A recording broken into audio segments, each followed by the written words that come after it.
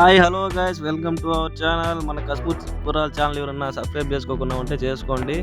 ఈరోజు నా జుట్టు చంద్రబందరగా చిక్కులుగా అయిపోయిన తల్లికి కటింగ్ చేయించుకుందాం అని చెప్పి పర్వేష్ భాయ్ దగ్గర వచ్చాం. ఆర్టు ఇది నెల్లూరులో ఉంటుంది. ఇది మురళీకృష్ణ గొంతులో పక్కన ఏదో రెండో గొంతు లెఫ్ట్లో ఉంటుంది.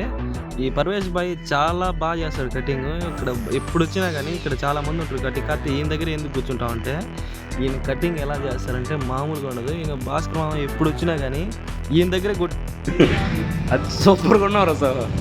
ప్రేమ కథ చిత్రంలో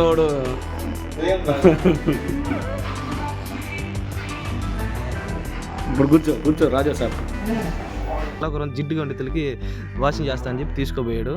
నన్ను వాష్ చేస్తా ఉంటే సమ్మగా నిద్ర చేస్తూ ఉంది. నాకు చేస్తా ఉన్నాడు. ఏదేదో షాంపూ వేసాడు. హెయిర్ చిక్కులుగా ఉండిందంతా బాగా సాఫ్ట్గా చేసాడు అన్నమాట. హెయిర్ భలే స్మూత్గా అయిపోయింది అన్నమాట. ఇంకా పర్వేష్ భాయ్ కొడతాడు, ఏందబ్బా ఇంకా కొడతా అని చెప్పి నేను మినిమం ఒక గంట పైన కూర్చోన్నాను.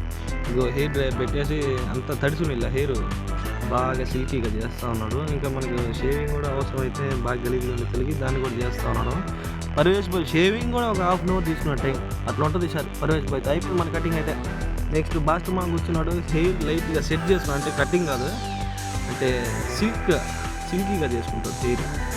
ఏదో పూసాడు క్రీము వదులుతా ఉన్నాడు.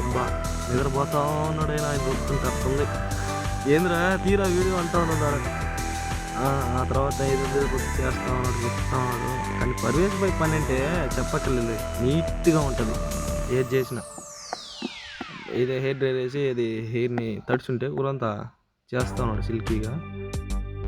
ఏం చేస్తున్నావు పర్వేష్ భాయ్?